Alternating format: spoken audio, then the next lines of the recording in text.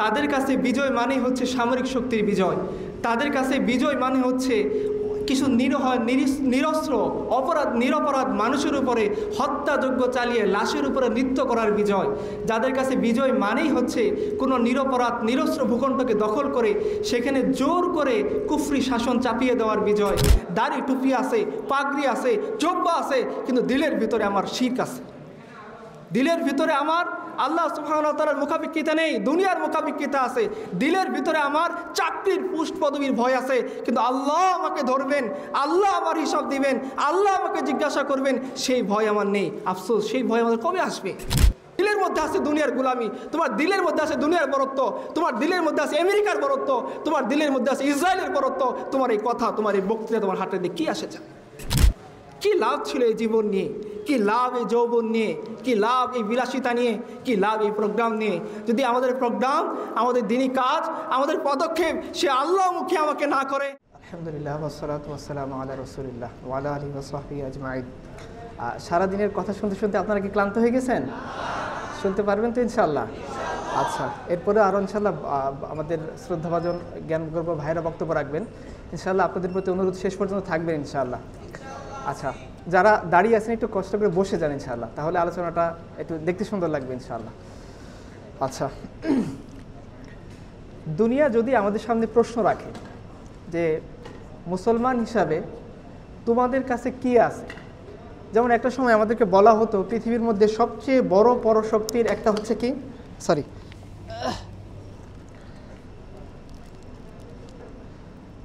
পৃথিবীর মধ্যে সবচেয়ে বড় পরাশক্তির একটা হচ্ছে ইসরায়েল। তাদের কাছে মার্কাভা ট্যাঙ্ক আছে, যেটার দাম আমরা জানি 3.5 কত ডলার? 3.5 billion dollar. আচ্ছা, এরপরে আমাদেরকে দুনিয়া বলতো আমেরিকার কথা। আমেরিকার কাছে কি আছে? কি আছে? পারমাণবিক বোমা। কে বলছেন? ভয় পাওয়ার কারণ নাই, ওটা আপনাকে মারবে না ইনশাআল্লাহ, জোরে বললেও। আচ্ছা, তো আমেরিকার কাছে পারমাণবিক বোমা আছে। আরও রাশিয়ার কাছে কত বড় বড় ট্যাঙ্ক আছে। হ্যাঁ, ইভেন আমরা যে দেশ থেকে ভাগ হয়েছি সে পাকিস্তানের কাছে অনেকগুলো পারমাণবিক শক্তি আছে। আর আমাদের পাশে যে আমাদের যে রাষ্ট্র, তাদেরও পারমাণবিক শক্তি আছে। অ্যাজ এ মুসলিম হিসেবে, মুসলিম কান্ট্রি হিসাবে, বা মুসলিম দেশগুলোর দিকে খেয়াল করেন যারা নিজেদেরকে মুসলিম দেশ বলে দাবি করে, তাদের কাছে আলটিমেট বলার মতো কিছু নাই। না সেটা অর্থনৈতিক দিক থেকে তাদের কিছু আছে, না সামরিক দিক থেকে বা পলিটিক্যাল দিক থেকে তাদের কোনো অবস্থান আছে। কিন্তু তাদের একটা জিনিস আছে যেটা না আমেরিকার আছে, না রাশিয়ার আছে, না হিন্দুস্তানের আছে, না দুনিয়ার অন্য কোনো কুফার শক্তির আছে। সেটা কি? হাফিজ জালান্দারি তার একটা কবিতার মধ্যে খুব সুন্দর করে এই প্রশ্নের উত্তরটা দিয়েছেন। তিনি বলেছেন যে উধার দুনিয়া হ্যায় और दुनिया के बंदे और इधर मेरा खुदा है और मैं हूँ। বলছে তুমি যে দুনিয়ার কথা আমাকে বললা যে তাদের পারমাণবিক শক্তি আছে, তাদের মিসাইল আছে, তাদের মার্কাভা ট্যাঙ্ক আছে, সব কিছু আছে, কিন্তু মনে রেখো তাদের কিন্তু আল্লাহ নেই। ওদিকে দুনিয়া এবং দুনিয়ার বান্দা যারা রাত দিন দুনিয়ার গোলামি করে, তাদের কাছে বিজয় মানে হচ্ছে সামরিক শক্তির বিজয়। তাদের কাছে বিজয় মানে হচ্ছে কিছু নিরস্ত্র নিরপরাধ মানুষের উপরে হত্যাযজ্ঞ চালিয়ে লাশের উপরে নৃত্য করার বিজয়। যাদের কাছে বিজয় মানেই হচ্ছে কোনো নিরপরাধ নিরস্ত্র ভূখণ্ডকে দখল করে সেখানে জোর করে কুফরি শাসন চাপিয়ে দেওয়ার বিজয়। মনে রেখো ওদিকে একদল দুনিয়া পূজারী, দুনিয়ার গোলাম, দুনিয়ার বান্দা, আর এদিকে আমি আর আমার খোদা। আর তোমার যে অবস্থা, হাফিজ জালান্দারি বলতেছেন যে না পুছো হাল মেরা और कुछ ना पूछो कि तस्लीम व रिज़ा है और मैं हूँ। হাফিজ ऐसी फलाकत के दिनों में फ़कत शुक्र खुदा है और मैं हूँ। বলতেছে তুমি আমাকে বলতেছো যে আমি গরিব মানুষ, দিনহীন মানুষ, আমার কাছে কিচ্ছু নেই, বলার মতো আমার একটা গাড়ি নেই, আমার ব্যাংক ব্যালেন্স নেই, টাকা নেই, কিন্তু মনে রেখো আমার দিলের ভিতরে আল্লাহ তাআলার শুকরিয়া আছে, যেটা কাফেরদেরকে নেই। যে হাফিজ তুমি গরিব হালতের মধ্যে কিভাবে চলো, যে তুমি তো দিন আনতে দিন খাও, তোমার নুন আনতে পান্তা ফুরিয়ে যায়। হাফিজ জালান্দারি বলতেছে তুমি জানো না যে আল্লাহর লেখা তকদিরের উপরে আমার সন্তুষ্টি আছে আর আমি আছি। দুনিয়ার কোনো শক্তির কাছে যে জিনিসটা নেই, দুনিয়ার কোনো পরাশক্তির কাছে যে পাওয়ারটা নেই, দুনিয়ার কোনো পরাশক্তির কাছে যে আশ্রয়টা নেই, সেই অসহায়, এই নিপীড়িত, নির্যাতিত মুসলিম উম্মার কাছে রয়েছে। সেটা কি? আল্লাহ সুবহানাহু ওয়া তাআলা। দুনিয়ার যে সমস্ত পরাশক্তিরা আমাদের উপর দিয়ে প্লেন চালায়, দুনিয়ার যে সমস্ত পরাশক্তিরা আমাদের উপরে মিসাইল নিক্ষেপ করে, দুনিয়ার যে সমস্ত পরাশক্তিরা আমাদেরকে পেলে জেলে পুরে রাখে, ওই পরাশক্তি দিন শেষে কোনো মাওলা নাই, আমাদের মাওলা আছে। সেই পরাশক্তি দিন শেষে যদি তার সামনে অস্ত্র না থাকে, সে ভয় কাঁপতে থাকে। সেই পরাশক্তি যদি তার কাছে কোনো পরাশক্তির আশ্রয় না থাকে, সে ভয়ে কাঁপতে থাকে। সেই পরাশক্তি যদি তার সামনে ক্ষমতা না থাকে, তো সে লেজ গুটিয়ে পালাতে বাধ্য হয়। সেই পরাশক্তি যদি কোনো মোল্লার ছবি দেখে, তো তার অন্তরের মধ্যে কম্পন শুরু হয়ে যায়। আর এই যে আমরা দরিদ্র, নিপীড়িত, দীনহীন, কিচ্ছু নেই, এই লোকগুলো যখন ওই পরাশক্তির সামনে, পরাশক্তি যখন তাকে মারার জন্যে মিসাইল নিক্ষেপ করে, তার দেহকে ক্ষত বিক্ষত করে দেয়, ওই পরাশক্তির ড্রোন যখন তাকে ভিডিও করার জন্য যায়, তখন এই নিপীড়িত, নির্যাতিত, নিষ্পেষিত মুসলিম উম্মার ইয়াহিয়া সিনওয়ার মৃত্যুর আগে সে লাঠি দিয়ে ওই পরাশক্তিকে পরাজিত করার জন্য যুদ্ধ চালিয়ে যায়। কিসের বলে? পরাশক্তির কাছে মার্কা বা ট্যাঙ্ক আছে, পরাশক্তির কাছে আল্লাহ নেই। পরাশক্তির কাছে মিসাইল আছে, পরাশক্তির কাছে আল্লাহ নেই। পরাশক্তির কাছে দুনিয়ার তাকত আছে, পরাশক্তির কাছে রহমান, সেই রহমানের দয়া নেই। সে রহমান, সেই গফফার, সে সাত্তার, সে রহিম, সে রহমান। আল্লাহ সুবহানাহু ওয়া তাআলা হচ্ছেন আমাদের শক্তি, আমাদের কেন্দ্র, আমাদের পাওয়ার, যাকে কেন্দ্র করে এই দুনিয়ার সকল নিয়ম, আমরা, আমি, আপনি, এই অনুষ্ঠান, আমাদের সকল কার্যক্রম নিয়ন্ত্রিত হয়। আফসোস আমাদের জন্যে, আফসোস সেই মুসলিম উম্মার জন্যে, যে উম্মাকে রাসূলুল্লাহ সাল্লাল্লাহু আলাইহি ওয়াসাল্লাম জামাতের মধ্যে রেখে গেলেন। তিনি যখন মারা যাচ্ছেন সাল্লাল্লাহু আলাইহি ওয়াসাল্লাম, পর্দা ওঠানো হয়েছে। পর্দা ওঠানোর পর তিনি দেখতেছেন আবু বকরের নেতৃত্বে মুসলিম উম্মা নামাজ পড়তেছেন। রাসূলুল্লাহ সাল্লাল্লাহু আলাইহি ওয়াসাল্লাম খুব খুশি হয়ে গেছেন। তো তিনি বলছেন, পর্দা নামিয়ে দাও। তার মৃত্যুর যন্ত্রণা শুরু হয়ে গেছে, তিনি চলে যাচ্ছেন দুনিয়া ছেড়ে। লাস্ট মুহূর্তে যখন ক্রিটিক্যাল মোমেন্ট থাকে জীবনে, আমরা কী মনে করি? মনের মধ্যে কী আসে আমাদের চিন্তায়? যে ভাই, আমার তমুক জায়গায় টাকা পাওনা আছে, এগুলো একটু উদ্ধার করে দিও। বা আমি আমার বিবিকে রেখে যাচ্ছি, সন্তান একটা কেবলমাত্র হয়েছে, আমার ওয়াইফ কী খাবে, কী করবেন? অসহায়, তার বয়স, রাসূলুল্লাহ সাল্লাল্লাহু আলাইহি ওয়াসাল্লাম যখন মারা যাচ্ছেন, আম্মা জান আয়েশার বয়স 18, মাত্র 18 বছর বয়সের কিশোরী ওয়াইফকে রেখে তিনি দুনিয়া থেকে চলে যাচ্ছেন। রাসূলুল্লাহ সাল্লাল্লাহু আলাইহি ওয়াসাল্লাম যখন দুনিয়া থেকে চলে যাচ্ছেন, তখন তারই সামনে তার প্রাণপ্রিয় দুইজন নাতি হাসান এবং হুসাইন আছেন, যাদের ব্যাপারে সাহাবায়ে কেরাম রাদিয়াল্লাহু আনহুম যখন এই হাসান হুসাইনের মাথাকে নিয়ে যাওয়া হয়েছে ইয়াজিদের সামনে, বিদায় ওয়ান নিহায়াতে লেখা আছে, ইয়াজিদ লাঠি দিয়ে ওই মাথার উপরে খোঁচা দিচ্ছিল আর বলতেছিল হুসাইনের মাথা। তখন একজন সাহাবী তিনি বলতেছিলেন যে, ইয়াজিদ, তুমি হুসাইনের মুখ থেকে তোমার লাঠি সরিয়ে নাও। আমি নিজে কতবার দেখেছি যে রাসূলুল্লাহ সাল্লাল্লাহু আলাইহি ওয়াসাল্লাম এই হুসাইনের মুখের উপর চুমু খাচ্ছেন, আর আজকে সেই হুসাইনের মুখের উপর লাঠি দিয়ে তুমি উদ্ধত প্রকাশ করতেছো, লাঠি সরিয়ে নাও। সেই প্রাণপ্রিয় নাতি হাসান রাদিয়াল্লাহু আনহু, সাহাবায়ে কেরাম বলছেন যে রাসূলুল্লাহ সাল্লাল্লাহু আলাইহি ওয়াসাল্লাম নামাজে গেছেন, মাথা উঠাচ্ছেন না কেন? মাথা উঠাচ্ছেন না? একজন সাহাবী হুট করে মাথা উঠিয়ে দেখেন রাসূলুল্লাহ সাল্লাল্লাহু আলাইহি ওয়াসাল্লাম মাথার উপরে হাসান রাদিয়াল্লাহু তাআলা বসে আছেন, যার কারণে আল্লাহ সাল্লাল্লাহু আলাইহি ওয়াসাল্লাম সেজদা থেকে মাথা উঠাচ্ছেন না। সেই হাসান জীবিত আছেন, সেই হুসাইন জীবিত আছেন। রাসূলুল্লাহ সাল্লাল্লাহু আলাইহি ওয়াসাল্লাম যাকে নিজের কলিজার টুকরো বলেছেন, সেই ফাতিমা রাদিয়াল্লাহু আনহা জীবিত আছেন। রাসূলুল্লাহ সাল্লাল্লাহু আলাইহি ওয়াসাল্লামের 9 জন স্ত্রী তারা জীবিত আছেন। কিন্তু রাসূলুল্লাহ সাল্লাল্লাহু আলাইহি ওয়াসাল্লাম যখন দুনিয়া থেকে চলে যাচ্ছেন, তিনি একটাই কথা বলতেছেন যে, দেখো উম্মতেরা, তোমরা আমার শেষ উপদেশগুলো স্মরণ রাখো, তোমরা আসসালাত নামাজকে ঠিক রাখো, নামাজকে ঠিক রাখো, আর তোমরা তোমাদের অধীনস্থদের দিকে খেয়াল রাখো। রাসূলুল্লাহ সাল্লাল্লাহু আলাইহি ওয়াসাল্লাম ওই অবস্থায় আমাদেরকে লক্ষ্য করে উপদেশ দিয়ে যাচ্ছেন, যে অবস্থায় মানুষ সাধারণত সমস্ত তার যে আকলি শক্তি সেটা হারিয়ে ফেলে মৃত্যুর যন্ত্রণার ভিতরে। রাসূলুল্লাহ সাল্লাল্লাহু আলাইহি ওয়াসাল্লাম চাইলে পারতেন তার পরিবারকে বলে যাওয়া যে, আয়েশা তুমি কি খাবা? তুমি 18 বছর বয়সে কিশোরী, তোমার পিতাও তো তেমন বেশি ধনী মানুষ না, যা ছিল সেটা তো তিনি যখন মক্কা থেকে হিজরত করে মদিনায় আসেন সব চলে গেছে। আমার নাতি, আমার সন্তান, যে সমস্ত মেয়েদের কন্যা সন্তানকে রেখে গেছি, তারা কি খাবে? এই কথাগুলো রাসূলুল্লাহ সাল্লাল্লাহু আলাইহি সাল্লাম মৃত্যুর আগে আমাদেরকে বলে যাননি। বলে গেছেন আমার কথা, বলে গেছেন আপনার কথা, বলে গেছেন উম্মতের নাজাতের কথা। আফসোস, সেই মুসলিম উম্মাহ আজকে রাসূলুল্লাহ সাল্লাল্লাহু আলাইহি সাল্লাম রেখে যাওয়া দিন থেকে দূরে সরে গিয়েছে। রাসূলুল্লাহ সাল্লাল্লাহু আলাইহি ওয়াসাল্লাম যে তালিম, যে তরবিয়ত, যে শিক্ষা আমাদেরকে দিয়ে গিয়েছেন, রাসূলুল্লাহ সাল্লাল্লাহু আলাইহি ওয়াসাল্লাম আজকে উম্মত সেই শিক্ষার কথা ভুলে সে পশ্চিমের সামনে মাথা নোয়াচ্ছে, সে পশ্চিমের কাছে সমাধান খুঁজতেছে। কিন্তু আসলে আমাদের কথা কি ছিল? যে আপনি মিল্লাত পার কিয়াস আকওয়ামে মাগরিব সে নাকার খাস হে তারকিব মে কওমে রাসূল হাশিমি।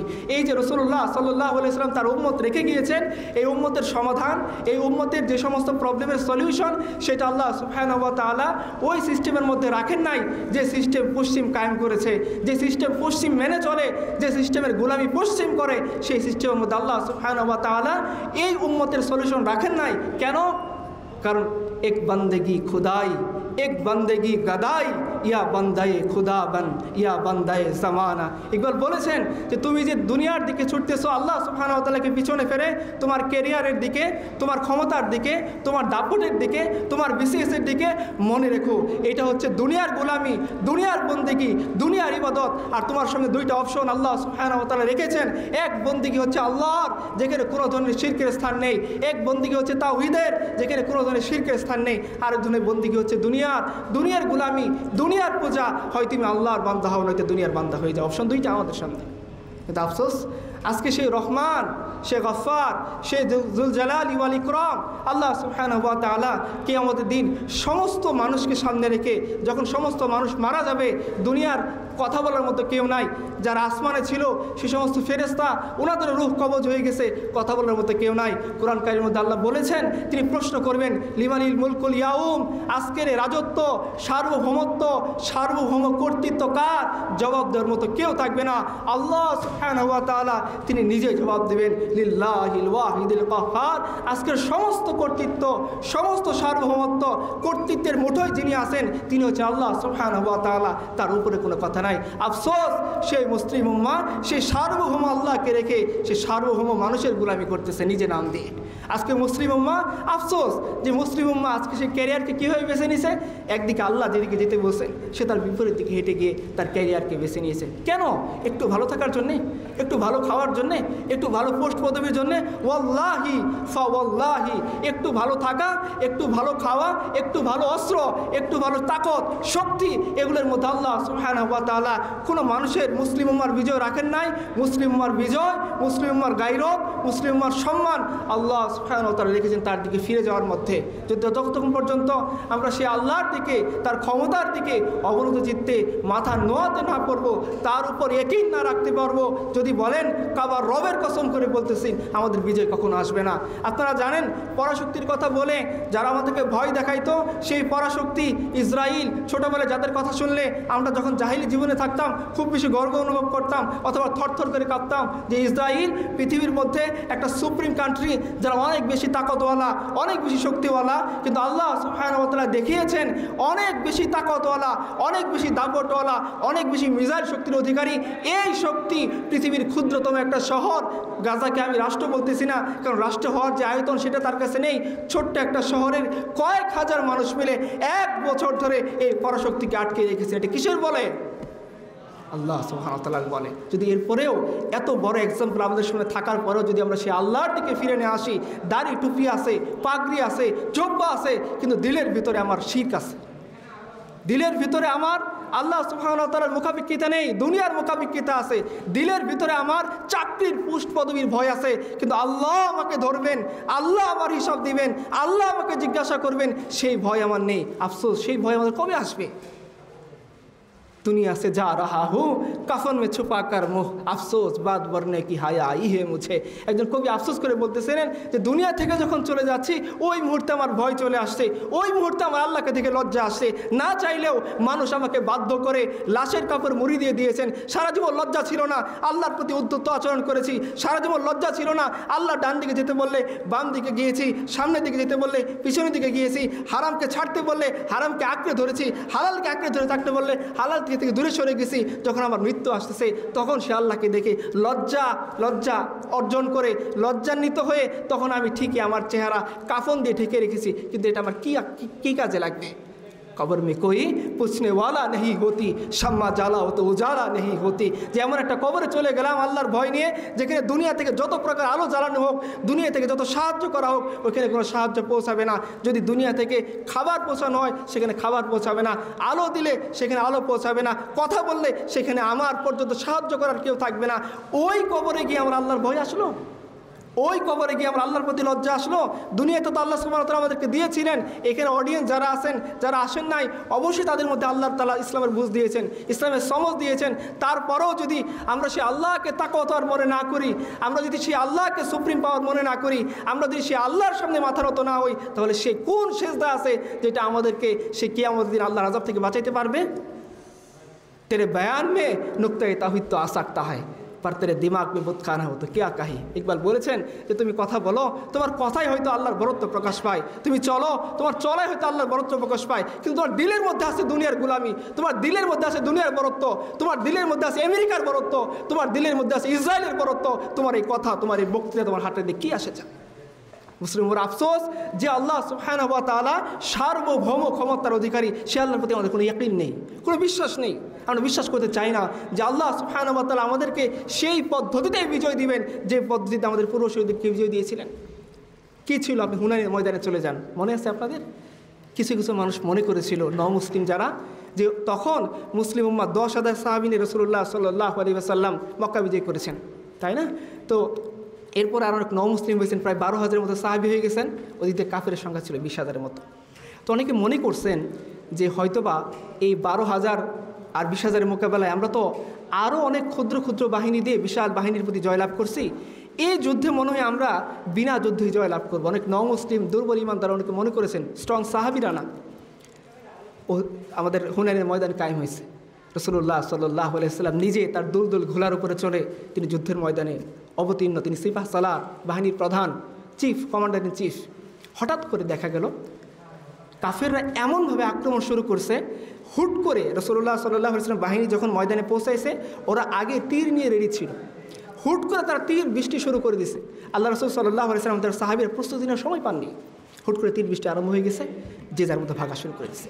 ওই মুসলিম যারা দুর্বল ইমানদারের অধিকারী ছিলেন, সাহাবীরা, বড় বড় সাহাবায়ে কেরাম অবশ্যই না, তারা ময়দান থেকে হাঁটা শুরু করছে, যে যেদিক খুশি দিক বিদিক ছোটাছুটি করতেছে।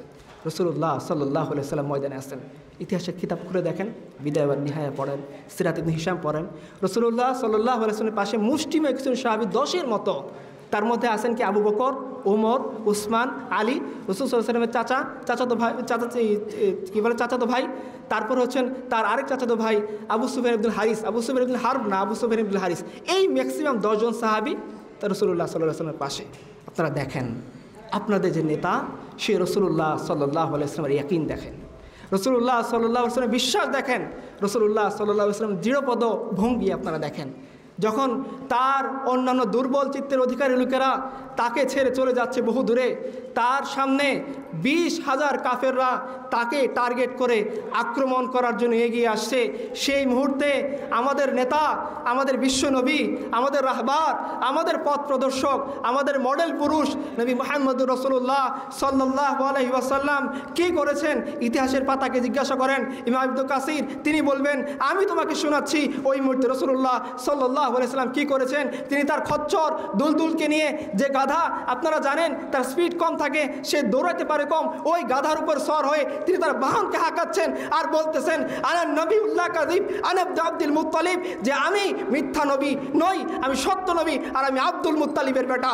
চলো আমার সাহাবীরা, যার কানে আমার আওয়াজ পৌঁছাচ্ছে, চলো শত্রু বাহিনীর সামনের দিকে। ইতিহাস বলতেছেন নবী করিম সাল্লাল্লাহু আলাইহি ওয়াসাল্লাম 20,000-এর বাহিনী দেখে ভীত হয়ে যাননি, তিনি প্রকম্পিত হয়ে যাননি।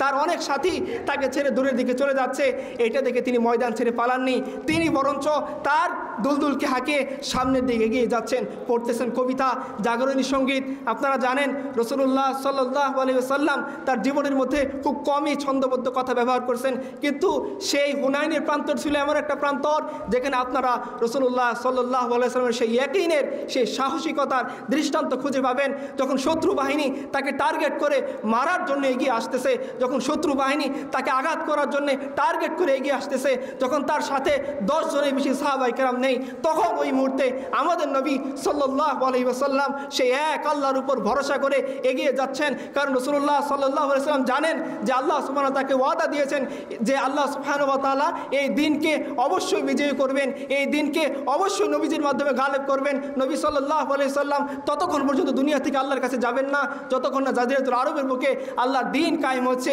এই যে ইয়াকিন, এই যে বিশ্বাস, সেটা রাসূলুল্লাহ সাল্লাল্লাহু আলাইহি ওয়াসাল্লামের দিলের ভিতরে গালেব ছিল, প্রতিষ্ঠিত ছিল, যার কারণে 20,000 বাহিনীর ভয় তার দিলকে প্রকম্পিত করতে পারেনি। তিনি এক আল্লাহর উপর ভরসা করে সাহাবায়ে কেরামকে সাথে নিয়ে, মাত্র 10 জন সাহাবীকে সাথে নিয়ে তিনি বলছেন, সাহাবীরা চলো শত্রু বাহিনীর সামনে আক্রমণ করো। ইতিহাস সাক্ষী, যুদ্ধের মোড় ঘুরে গেছে, কাফেররা পরাজিত হয়ে গিয়েছে। আজকে আপনারা, আজকে আমরা, আজকে আমাদের ইতিহাস, আমাদের সমাজ যে শক্তিকে শক্তি মনে করে কাঁপতে থাকে, সে তো আল্লাহ সুবহানাহু ওয়া তাআলার সামনে মশার ডানা পরিমাণ সমান মূল্য রাখে না। রাসূলুল্লাহ সাল্লাল্লাহু আলাইহি সাল্লাম হাদিসের মধ্যে বলে গেছেন, পুরো দুনিয়া যদি আল্লাহ সুবহানাহু ওয়া তাআলার সামনে একটা মশার ডানা সমান মূল্য রাখতো, আল্লাহ সুবহানাহু ওয়া তাআলা কোনো কাফেরকে এক ঢোক পানি পান করতে দিতেন না। আজকে সেই কাফেরের ভয়ে আমাদের দিল কাঁপতে থাকে। অথচ আমার রব, আমার আল্লাহ, যে আল্লাহ সুবহানাহু ওয়া তাআলা আমাদেরকে বিজয়ের ওয়াদা দিয়েছেন, সে আল্লাহর প্রতি আমাদের ইয়াকিন কাজ করে না, সে আল্লাহর প্রতি ভয় কাজ করে না। আমিও সিজদা দেই, সিজদা পড়ে থেকে চাকরির দিকে, আমিও সিজদা দেই, সিজদা পড়ে থেকে আমার বসের দিকে, আমিও সিজদা দেই, সিজদা পড়ে থেকে ট্রেনের সময়ের দিকে। আমার রব, যে আল্লাহ সুবহানাহু ওয়া তাআলা বলেছেন যে ও বান্দা, নামাজ আমি এবং তোমার মধ্যে ভাগাভাগি করে নিয়েছি। তুমি পড়তেছো আলহামদুলিল্লাহি রাব্বিল আলামিন, রহমানের কাছ থেকে জবাব আসতেছে, আমার বান্দা আমার প্রশংসা করতেছে। তুমি পড়তেছো আর রহমানি রহিম, রহমানের পক্ষ থেকে জবাব আসতেছে, আমার বান্দা আমার গুণগান করতেছেন। আপনি যখন শেষে গিয়ে শেষ করলেন গায়রিল মাগদুবি আলাইহিম ওয়ালাদ-দাল্লিন, আল্লাহ বলতেছেন যিনি 7 আসমানের রব, 7 জমিনের রব, আমার আপনার রব, সমস্ত আরশ কুরসির রব, তিনি বলতেছেন যে আমার বান্দা তুমি যা চাইছো তা দিয়ে দেওয়া হয়েছে, তোমার সমস্ত দোয়া কবুল করে ফেলা হয়েছে। সে আল্লাহর সামনে সেজদা দিচ্ছি, দিল পড়ে আছে কোথায়? और उन्होंने भी सजदा किया, पर इस सजदा का अजब अंदाज है, इन्होंने वो सजदा किया जिस पर खुदा का नाज है। আমরা ওরকম সেজদা করতে পারিনি। চলে যান আপনাদের লিডার হুসাইন রাদিয়াল্লাহু তাআলার কাছে। কারবালার ময়দান কায়েম হয়ে গিয়েছে, তার পরিবারের সমস্ত মানুষ নিহত হয়ে গিয়েছেন, কয়েকজন নারী আর তার শিশু সন্তান আলী রাদিয়াল্লাহু আনহু নামে যিনি নাম রেখেছেন, সেই বাচ্চা সন্তান ঘরের ভিতরে, তাঁবুর ভিতরে কাতরাচ্ছেন। তার ওয়াইফ আছেন, তার বোন আছেন, তার ভাগিনা আছেন, ভাইপো আছেন, সব কিছুকে সামনে রেখে আমাদের ইমাম হুসাইন রাদিয়াল্লাহু আনহু যখন ময়দানে দাঁড়িয়ে গেলেন তার সন্তানকে নিয়ে, যে আমার সন্তানকে একটু পানি পান করতে দাও, ইয়াজিদের সৈন্যরা এক ফোঁটা পানি দিচ্ছে না। তিনি বলতেছেন এই কারবালার এই ফুরাতের প্রান্ত থেকে আরে গাধা পানি পান করতেছে, কুকুর পানি পান করতেছে, হিংস্র জীব জানোয়ার পান করতেছেন, আর রাসূলুল্লাহ সাল্লাল্লাহু আলাইহি ওয়াসাল্লামের বংশধর পানি ছাড়া এই দুনিয়া থেকে চলে যাবে, এই দৃশ্য কীভাবে হয়? একটু পানি আমাকে পান করতে দাও। ইতিহাসের কিতাব খোলেন, বিদায় নিহায় বলবে যে ওই সময় সে তার সন্তানের দিকে লক্ষ্য করে তীর নিক্ষেপ করা হয়েছে। হুসাইন রাদিয়াল্লাহু তাআলা সে আল্লাহর উপর ভরসা করে বলতেছেন, হে আল্লাহ তুমি আমার কুরবানি কবুল করে নাও। অনেকে তো সেজদা করে, হুসাইন সেজদায় পড়ে গেছেন, ইয়া আল্লাহ আমার বংশধরকে সামনে নিয়ে তোমার দিনের রক্ষার জন্য এগিয়ে আসছি, তুমি আমার কুরবানি কবুল করো। আমিও সেজদা করি, হুসাইনও সেজদা করে, হুসাইনের সেজদা আর আমার সেজদার মধ্যে ফারাক আপনি চিন্তা করে দেখেন। जिन्होंने अपने बच्चों की जनाजा कंधों पर उठाया वो हुसैन, जिन्होंने सब कुछ खोकर भी कुछ ना खोया वो हुसैन। সব কিছু বিলীন করে দিয়েছেন আল্লাহর জন্যে, এরপরে যিনি পরাজিত হন নাই তিনি হোসেন। আর আজকে আমি আপনি আল্লাহর প্রতি সেই সার্বভৌমত্বের বিশ্বাসকে হারিয়ে ফেলে এমন অপদস্থ জাতিতে পরিণত হয়েছি যে আজকে কাফির মুশরিকরা আমাদের গোনাই ধরে না। কি লাভ ছিল এই জীবন নিয়ে, কি লাভ এই যৌবন নিয়ে, কি লাভ এই বিলাসিতা নিয়ে, কি লাভ এই প্রোগ্রাম নিয়ে, যদি আমাদের প্রোগ্রাম, আমাদের দিনী কাজ, আমাদের পদক্ষেপ সে আল্লাহ মুখে আমাকে না করে, যে আল্লাহ সুবহানাহু ওয়া তাআলা বলতেছেন আলাম তাআলাম আন্নাল্লাহা লাহু মুলকুস সামাওয়াতি ওয়াল আরদ। ও আমার বান্দারা, অডিয়েন্সরা, তোমরা জানো না যে তোমরা এমন আল্লাহর ইবাদত করো যে আল্লাহ সুবহানাহু ওয়া তাআলা আসমান জমিনের সার্বভৌম কর্তৃত্বের অধিকারী, তবুও কেন সে আল্লাহর দিকে ফিরে আসো না? যে আল্লাহ তোমাদেরকে যে নিজাম দিয়েছেন সেই নিজামের দিকে কেন ফিরে আসো না? আজকে তোমাকে ডেমোক্রেসির বিরুদ্ধে বললে তুমি যে জেগে ওঠো, ডেমোক্রেসির বিরুদ্ধে কেউ আলাপ তুললে তার বিরুদ্ধে আলাপ করো। আল্লাহর বিরুদ্ধে যখন আলাপ হয় তখন তুমি কেন আলাপ তুলো না? যখন রসুলের বিরুদ্ধে আলাপ হয় তখন তুমি কেন আলাপ তুলো না? তোমার ক্যারিয়ার ভার্সেস দিন, তোমার অবস্থান ভার্সেস দিন, তোমার টাকা পয়সা ভার্সেস দিন, যখন দিনের সাথে ক্যারিয়ারের সংঘর্ষ, দিনের সাথে টাকা পয়সার সংঘর্ষ, দিনের সাথে নিজের অবস্থানের সংঘর্ষ, তখন তুমি কেন আমার দিনের ছায়া আশ্রয় নেও না? আর এটা তো সেই দিন যে দিন বদরের ময়দান ময়দানে 313 জনের বিপরীতে 1000 জনের মোকাবেলায় বিজয় এনে দিয়েছেন। এই দিন তো সেই দিন যেই দিন হুনাইনের ময়দানে 12,000-এর মোকাবেলায় 20,000 ছিল, আল্লাহ সুবহানাহু ওয়া তাআলা বিজয় এনে দিয়েছেন। আর এই দিন তো সেই দিন আহজাবের যুদ্ধের মধ্যে 3,000-এর মোকাবেলায় 10,000 ছিল। শেষ পর্যন্ত আপনারা জানেন, ইতিহাসের কিতাব বলতেছে যে কাফেররা তাদের যে ড্যাগ ছিল, তাদের তাবু ছিল, এগুলো নিয়ে তারা পালিয়ে যেতে বাধ্য হয়েছে। এটা কি সেই দিন না?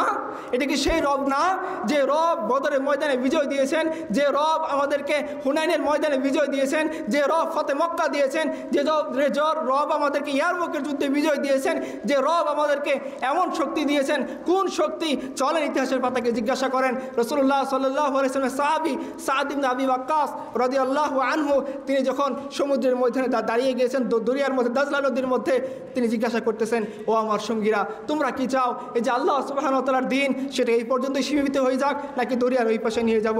সমস্ত সাহাবীরা, তার সঙ্গীরা, তার অধীনস্থরা বলতেছেন, না আমাদের লিডার, আমরা এখানে আল্লাহর দিনকে খতম করব না, আমরা দরিয়ার পরেও ওর পরেও দিনকে নিয়ে যাব, কিন্তু আমাদের যাওয়ার মতো কোনো পোল নাই, কোনো যাওয়ার মতো সাঁকো নাই, কোনো নৌযান নাই, আমরা কীভাবে যাব? ওই মুসলিমদের আমির সাদ ইবনে আবি ওয়াক্কাস বলতেছেন, সে আল্লাহর উপরে ভরসা করো, ঘোড়াকে চালাও। ইতিহাসের কিতাব সাক্ষী।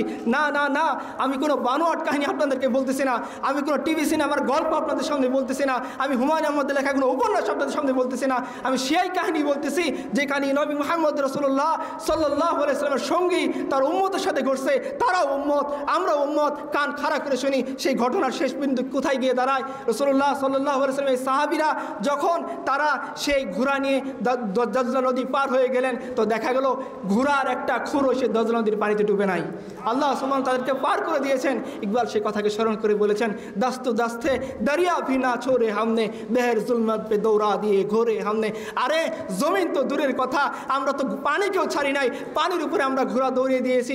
এই যে সাহাবায়ে কেরাম কিসের উপর ভিত্তি করে তার পানির উপর ঘোড়া ছুটিয়ে দিয়েছেন? ব্রিজের উপর ভিত্তি করে, সাঁকুর উপরে বেস করে, নাকি নৌজানের উপর ইয়াকিন করে?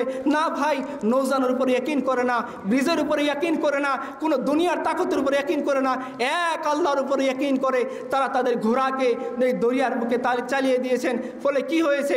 ফলে যখন দেখতেছিল শত্রু বাহিনী, এরা কারা যারা দরিয়ার বুকে ঘোড়া চালিয়ে এই পাশে চলে আসতেছে, ওরা বলতেছে, খবরদার এই বাহিনীর সাথে যুদ্ধ করে বিজয় লাভ করার স্বপ্ন দেখো না। এরা এমন বাহিনী যাদেরকে না আসমান আটকাইতে পারবে, না জমিন আটকাইতে পারবে, না দুনিয়ার কোনো শক্তি তাদেরকে আটকাইতে পারবে। এই দৃশ্য দেখার পরে কাফেররা ময়দান ছেড়ে ভেঙে চলে গিয়েছে। এটা কোন শক্তি ছিল আমাকে বলেন প্রিয় ভাইরা? আমেরিকার শক্তি? এটা কি রাশিয়ার শক্তি? এটা ইসরায়েলের শক্তি? এটা মিসাইল পাওয়ারের শক্তি?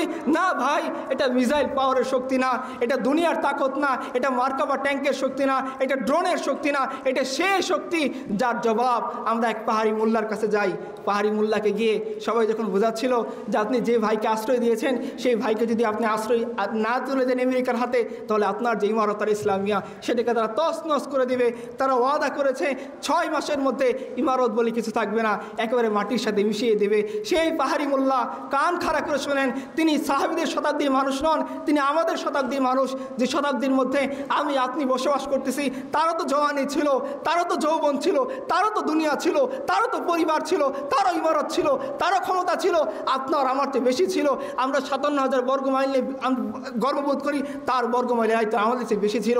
এই পাহাড়ি মোল্লা রহমতুল্লাহি আলাই তিনি বলতেছিলেন, আরে শুনে রাখো, যারা আমাকে বুঝাইতে আসছো যে এই ভাইকে যদি আমি শত্রুর হাতে তুলে না দিই তাহলে তারা আমি ইমারতকে ঘুরিয়ে দেবে, আরে শোনো, ওই শত্রুরা ওয়াদা করেছে তারা 6 মাসের মধ্যে ইমারত ঘুরিয়ে দেবে, আর আমার রব ওয়াদা করেছেন আমাকে তিনি বিজয় করবেন। আমি দেখতে চাই কার ওয়াদা সত্য হয়। আরে ভাই, তো আমাদেরই শতাব্দীর মানুষ। সব কথা বাদ দেন, সাহাবায়ে কেরাম তো বহুত দূরের কথা, তাদের ইয়াকিনের সামনে যদি আমাদেরকে দাঁড় করানো হয়, মিসমার হয়ে যাবে সমস্ত অহংকার। তাদের সামনে যদি দাঁড় করিয়ে দেওয়া হয়, মিসমার হয়ে যাবে সমস্ত আমল। তাদের সামনে যদি দাঁড় করিয়ে দেওয়া হয়, বলার মতো কোনো কিছু থাকবে না। এই পাহাড়ি মোল্লা রহমতুল্লাহি আলাই, তার সামনে যদি আমাদেরকে দাঁড় করিয়ে দেওয়া হয়, বলেন সে জবাবটা কি হবে? কি হবে সে জবাবটা? যে আল্লাহ সুবহানাহু ওয়া তাআলার সামনে আমরা দিতে পারবো? আল্লাহ সুবহানাহু ওয়া তাআলার সামনে বলতে পারবো? আল্লাহ বলবেন, একদিকে আমি আমার তাকতের কথা বর্ণনা করছিলাম যে দুনিয়ার সমস্ত শক্তি আপনারা চলে যান রাসূলুল্লাহ সাল্লাল্লাহু আলাইহি সাল্লামের কাছে। হিজরতের আগে তাকে ধরার জন্য সমস্ত কাফের ঐক্যবদ্ধ হয়ে গেছে, সে ঘটনা আপনারা জানেন। তার ঘরকে আক্রমণ করা হয়েছে। দুনিয়ার সমস্ত হিসাব, দুনিয়ার সমস্ত ক্যালকুলেশন বলতেছে এই মুহূর্তে নবী সাল্লাল্লাহু আলাইহি সাল্লাম বাঁচা সম্ভব না। কারণ আবু জেহেল বুদ্ধি করে সমস্ত বড় বড় গোত্র থেকে ছেলে পেলে বাছাই করে এনে মুহাম্মদ সাল্লাল্লাহু আলাইহি ওয়াসাল্লামের ঘরকে আক্রমণ করেছে। এখন দুনিয়ার সমস্ত হিসাব বলতেছে আজকে নবী সাল্লাল্লাহু আলাইহি ওয়াসাল্লাম খতম হয়ে যাবে। রাসূলুল্লাহ সাল্লাল্লাহু আলাইহি ওয়াসাল্লাম এই নিয়ে মোটেও চিন্তিত নন। তিনি আলীকে বলতেছেন, আলী তুমি এই যে আমার আমানতের ধন সম্পদ সেটাকে নিয়ে তুমি যথাযথ প্রাপক যারা তাদেরকে পৌঁছে দিবা এবং মদিনায় গিয়ে আমার সাথে দেখা করবা। আজকে যুবকরা আলী হতে চান, দেখেন যখন শত্রুরা রাসূলুল্লাহ সাল্লাল্লাহু আলাইহি ওয়াসাল্লামের বাহিনী রাসূলুল্লাহ সাল্লাল্লাহু আলাইহি ওয়াসাল্লামকে মারার জন্য ঘেরাও করে রাখছে, জীবন বিপন্ন, নিশ্চিত মৃত্যু। এই মুহূর্তে রাসূলুল্লাহ সাল্লাল্লাহু আলাইহি ওয়াসাল্লাম আমানতের ভার দিচ্ছেন আলীকে, আর আলী বলতেছেন, ইয়া রাসূলুল্লাহ আপনি নিরাপদে চলে যান, আমি আপনার বিছানায় রিস্ক নিয়ে পড়ে থাকবো এবং আমি সত্যি আপনার যে সমস্ত হকদার আছে তাদেরকে আমানতের মাল বুঝিয়ে দিয়ে মদিনায় গিয়ে আপনার সাথে দেখা করব। কেন আলী রিস্ক নিচ্ছেন? আলী জানেন রাসূলুল্লাহ সাল্লাল্লাহু আলাইহি ওয়াসাল্লাম মিথ্যা কোনো কথা বলেন না। আরে তিনি তো এমন নবী যিনি কখনো বানিয়ে কথা বলেন না। তিনি তো এমন নবী যখন তার ওয়াইফের বিরুদ্ধে অপবাদ দেওয়া হয় তিনি ওই ছাড়া কোনো প্রশ্ন করেন না। সেই নবী যেহেতু বলছেন যে মদিনায় গিয়ে আমার সাথে দেখা করবা, তার মানে দুনিয়ার কোনো শক্তি আলীর জীবন নিতে পারবে না। আলী এই ইয়াকিন রাখতেন, যার কারণে আলী বড় একটা রিস্ক নিয়ে ওই বিছানায় থেকে গেলেন। রাসূলুল্লাহ সাল্লাল্লাহু আলাইহি ওয়াসাল্লাম দুনিয়ার সমস্ত ক্যালকুলেশনকে ভুল প্রমাণ করে দিয়ে তিনি বের হলেন।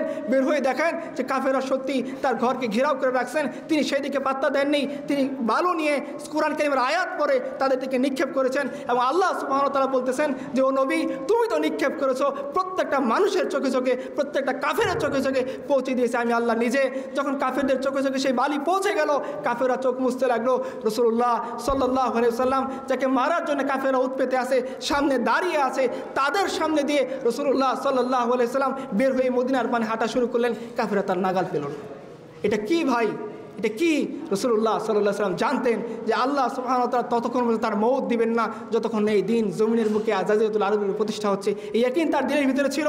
তিনি চলে যাচ্ছেন মাঝপথের কাহিনী, তিনি যে গারে সৌরের মধ্যে আসছেন, তো গারে সৌরের কাছাকাছি কাফেররা চলে আসছে এবং আবু বকর বলতেছেন, ইয়া রাসূলুল্লাহ তারা যদি মাথাটাকে আরেকটু নিচা করে তাহলে তো আমাদের দেখে ফেলবে, আমরা তো ধরা খেয়ে গেলাম। এই নবী সেই মুহূর্তে গারে সৌরের সঙ্গীকে লক্ষ্য করে বলতেছেন, হে আবু বকর তুমি হতাশা পেও না, হতাশাগ্রস্ত হয়েও না, তুমি হাল ছেড়ে দিও না, ইন্নাল্লাহ মা'ানা, আমাদের সাথে আল্লাহ আছেন, তিনি আমাদেরকে বিজয়ী করবেন। এই নবী চলে যাচ্ছেন সামনের দিকে। দেখেন সামনে যেতে যেতে সুরাকা ইবনে মালিক তার নাগাল পেয়ে গেছে। কাফেরদের পক্ষ থেকে বলা হয়েছে নবী সাল্লাল্লাহু আলাইহি সাল্লামকে যে ধরে দিতে পারবে তাকে 100 লাল উট হাদিয়া দেওয়া হবে, মনে করেন 100টা মার্সিডিজ ব্র্যান্ডের গাড়ি দেওয়া হবে। কাফেররা ছুটতে রাসূল সাল্লাল্লাহু আলাইহি ওয়াসাল্লামকে ট্রেস করতে তার পায়ের ছাপ ধরে রাসূলুল্লাহ সাল্লাল্লাহু আলাইহি ওয়াসাল্লাম তার সাহাবী আবু বকরকে সুরাকে নাগাল পেয়ে গেছেন। আবু বকর রাসূলুল্লাহ সাল্লাল্লাহু আলাইহি ওয়াসাল্লাম উটের পিছনে বসে আছেন, আল্লাহ রাসূল উটের সামনে বসে আছেন। তিনি বলতেছেন, ইয়া রাসূলুল্লাহ আমাদেরকে তো সুরাকা ইবনে মালিক নাগাল পেয়ে গেছে, এখন কি হবে? রাসূলুল্লাহ সাল্লাল্লাহু আলাইহি ওয়াসাল্লাম ইতিহাসের কিতাব পড়েন, রাসূলুল্লাহ সাল্লাল্লাহু আলাইহি ওয়াসাল্লাম মাত্র একবার পিছনের দিকে তাকিয়ে কনফার্ম হয়েছেন যে হ্যাঁ সুরাকা ইবনে মালিক আসলে কতখানি কাছাকাছি চলে আসছে। ওয়াল্লাহি এরপর রাসূলুল্লাহ সাল্লাল্লাহু আলাইহি ওয়াসাল্লাম একবারের জন্য পিছনের দিকে তাকিয়ে ভয় পাননি, বরং তিনি বলতেছিলেন, আবু বকর আল্লাহ আমাদের সাথে আছেন, তিনি সাহায্য করবেন। ইতিহাসের কিতাব খোলেন, সুরাকা যখন রাসূলুল্লাহ সাল্লাল্লাহু আলাইহি ওয়াসাল্লাম পিছন পিছন চলে আসতেছিল, সাথে সাথে তার ঘোড়া মাটির বালির মধ্যে ডেবে গেছে, সে আর আগাতে পারেনি। এটা কোন ইয়াকিন ছিল, কোন বিশ্বাস ছিল? আমেরিকার উপরে ইয়াকিন, রাশিয়ার উপরে ইয়াকিন, ইন্ডিয়ার উপরে ইয়াকিন, ইসরায়েলের উপরে ইয়াকিন, পাওয়ারের দুনিয়ার শক্তির উপরে ইয়াকিন? না ভাই, এক আল্লাহর উপরে ইয়াকিন, এক আল্লাহর উপরে বিশ্বাস, এক আল্লাহর সামনে মাথা নোয়ানোই ছিল মুসলিম উম্মার গৌরবের বিষয়। আফসোস আজকে মুসলিম উম্মা, এই মুসলিম উম্মার যুবকরা আজকে বিসিএস না পেলে তারা কেঁদে তাদের বুকে কেঁদে কেঁদে তার বিছানা ভাষায়। আজকের এই মুসলিম উম্মা এক অথর্ব নারীর জন্যে সে বসে বসে কাঁদে, কারণ তার নারী 7 দিন ধরে তার মেসেজে রিপ্লাই দিচ্ছে না। এই যে আমাদের অবস্থান, এই অবস্থা আমাদের কবে পাল্টাবে? একটা কাফের ঘটনা বলে শেষ করে দিন, আমাদের সময় চলে আসতেছে। আপনারা জানেন যে বাদশাহ আব্রাহা সে যখন মক্কায় আসলো, মক্কা কাবাঘরকে ধ্বংস করে দেওয়ার জন্যে, তো কাবাঘরে এসে সে কথা বলতেছে, 200 উট আব্দুল মুত্তালিবের সিজ করেছে। আব্দুল মুত্তালিবকে ডাকছে, তুমি মক্কার সম্ভ্রান্ত বড় নেতা, তোমার সাথে আমি একটু কথা বলতে চাই। তো বাদশাহ আব্রাহার দুধ গিয়ে আব্দুল মুত্তালিবকে ডেকে আনছে। ডেকে আনার পর বাদশাহ আব্রাহা বলতেছে যে আমি তোমাদের পূর্বপুরুষদের গৌরবকে ধ্বংস করে দিতে চাই, তোমার কি মত? তো আব্দুল মুত্তালিব খুব স্পষ্ট করে একটা কথা বলছেন যে দেখো, এই ঘরের একজন মালিক আছেন, আর এই উটের মালিক আমি। তুমি আমার 200 উট সিজ করেছো, তুমি এই 200 উট ফেরত দাও। এই কাবা ঘরের একজন মালিক আছেন, তিনি বুঝবেন তুমি তার সাথে কি করবা না করবো। আব্দুল মুত্তালিব 200 উট ফেরত দিয়েছে। আব্দুল মুত্তালিব চলে গেছে, কাবার গিলাফ ধরে কয়েকজন মুষ্টিমেয় সর্দারকে রেখে বাকি সবাইকে সে বের করে দিয়েছে যে চলে যাও, বাদশাহ আব্রাহার সাথে মোকাবেলা করার মতো হিম্মত আমাদের নেই। কারণ বাদশাহ আব্রাহা হাতি বাহিনী নিয়ে আসছে, যে হাতি বাহিনীর সাথে আমরা পরিচিত না, তখন আর কী করা যায়? তখন তাদেরকে বলছে তোমরা পাহাড়ে গিয়ে আশ্রয় নাও। সবাই পাহাড়ে গিয়ে আশ্রয় নিয়েছে এবং আব্দুল মুত্তালিব তার কয়েকজন মুষ্টিমেয় নেতৃস্থানীয় লোককে নিয়ে কাবার সামনে দাঁড়িয়ে আছে।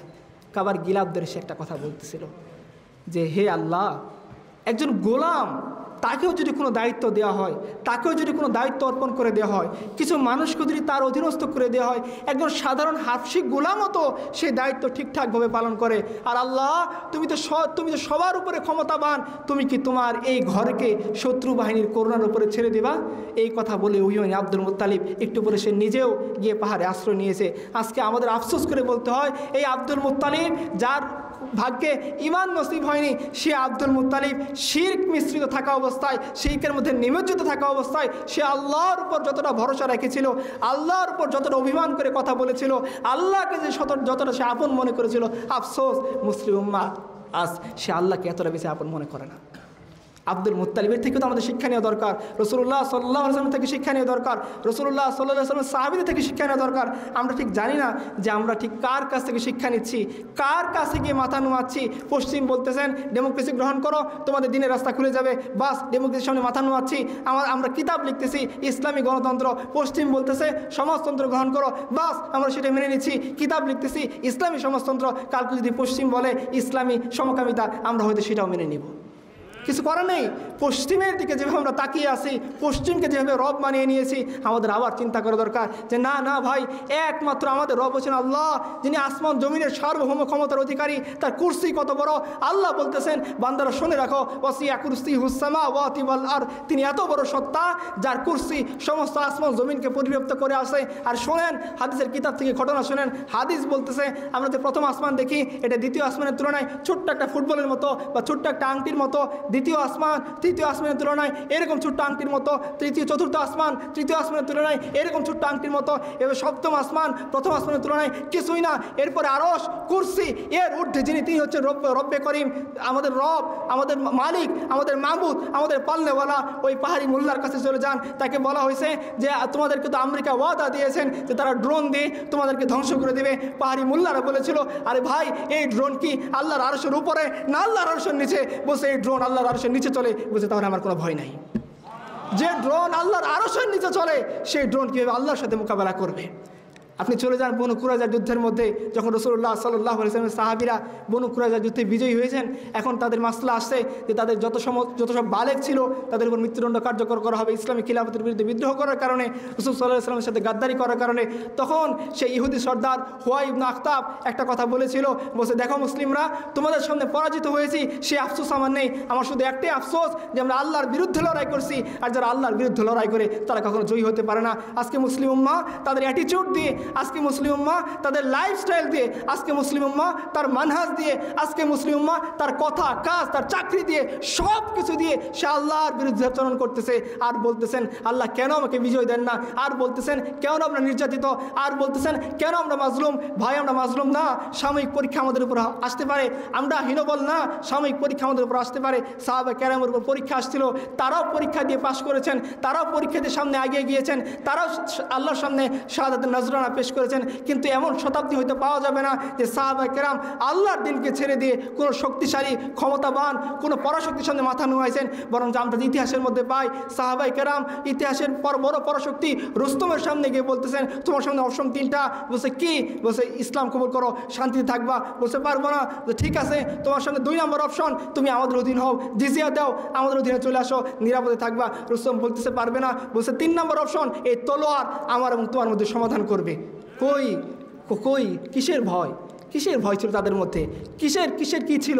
কিছুই ছিল না। তারা যিনি গেছেন রবি ইবনে আমর, আমাদের পিতা, চলে যান, দেখেন তিনি যখন ঢুকতেছেন প্রহরীরা বলতেছে তোমাকে ঢুকতে দেব না, তোমার পোশাক স্মার্ট না, তোমার ঘোড়া স্মার্ট না, তুমি আসছো ভাঙ্গা একটা সোয়ারি নিয়ে, তলোয়ারও ঠিকঠাক নেই। রবি ইবনে আমর বলতেছিলেন আমার কোনো ঠেকা পড়েনি যে আমি গিয়ে তোমার সেনাবাহিনী তোমার সেনাপ্রধানের সাথে দেখা করব। তোমার সেনাপ্রধান আমাকে খবর দিয়েছেন আটকাই দাও, আমি এখান থেকে চলে যাব তাড়াতাড়ি। রুস্তম বলতেছিল তাকে আসতে দাও। আমাদের পিতা রবি ইবনে আমর রাদিয়াল্লাহু আনহু ওই ভাঙা কি রোগাক্রান্ত তার গাধা নিয়ে সেটা নিয়ে চলে গেছেন, ভাঙা তলোয়ার নিয়ে সেটা নিয়ে ঢুকে গেছেন, সে তার গায়ে ছেঁড়া জামা ছিল সেটা নিয়ে তিনি ঢুকে গেছেন, ঢুকে কী করেছেন, লাল গালিচা যেটা বিছানো ছিল সে ইরানের কিসরা কাইসারের ধন সম্পদের কথা আপনারা জানেন, কি পরিমাণ গর্জিয়াস হতে পারে সেটা আপনারাই কল্পনা করেন। সেই গালিচাকে ফুরু করে তিনি তলোয়ারকে গেঁথে সেখানে ঘোড়া পাচ্ছেন, রুস্তমের চেয়ারের উপর দিয়ে পাড়া দিয়ে গিয়ে রুস্তমের চেয়ারের সামনে বসছেন, বসে তিনি প্রস্তাবনা দিয়েছেন। এইটা হচ্ছে পুরুষত্ব, এইটা হচ্ছে বিশ্বাস, এইটা হচ্ছে ইয়াকিন। এই জন্য কবি বলেছেন, শাহকে তাকাব্বুর সে ভি দাবকার না রাহ হুঁ মে, আগের কিস বার গায়ে খাস কা গাদা হুঁ মে। আগের যদি আমি এই সমস্ত পরাশক্তিকে দেখে ভয় করি তাহলে আমি কোন আল্লাহর গোলাম, কোন আল্লাহর দরবেশ, কোন আল্লাহর বান্দা?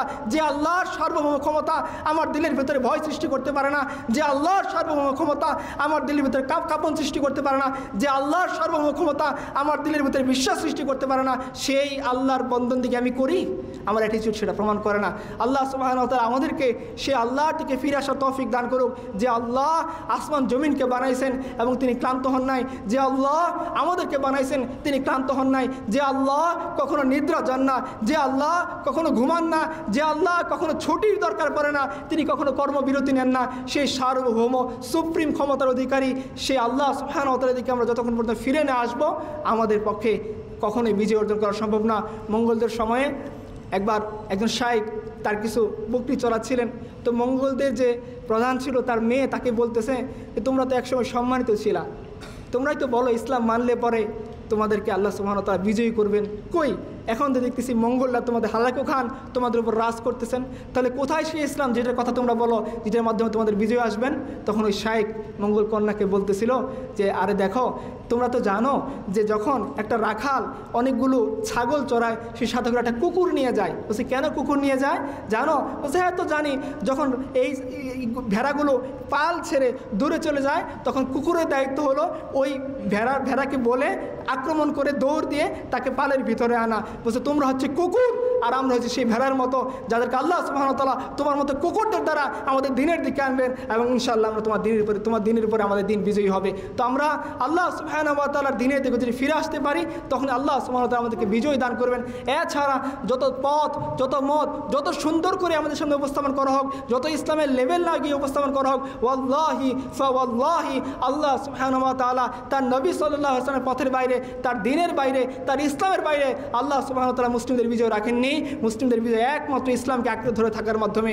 শেষ করতেছি একটা কবিতা দিয়ে, নামাজ শেষ হয়ে গিয়েছেন। একজন কবি বলেছেন, উঠশের মুজাহিদ হুশ মেয়া तामीर खिलाफत पैदा कर, क्यों फिरके फिरके होता है अब एक जमात को पैदा कर, कारून की दौलत टकरा दे उस्मान की दौलत पैदा कर, या तो इस्लाम का नाम न ले या तो शौक़ शहादत पैदा कर, और दिल से कह करा कि घबराए ना हालात बदलने वाले हैं, तुम जितने हमको उलझोगे हम और मचलने वाले हैं। अस्सलामु अलैकुम व रहमतुल्लाह।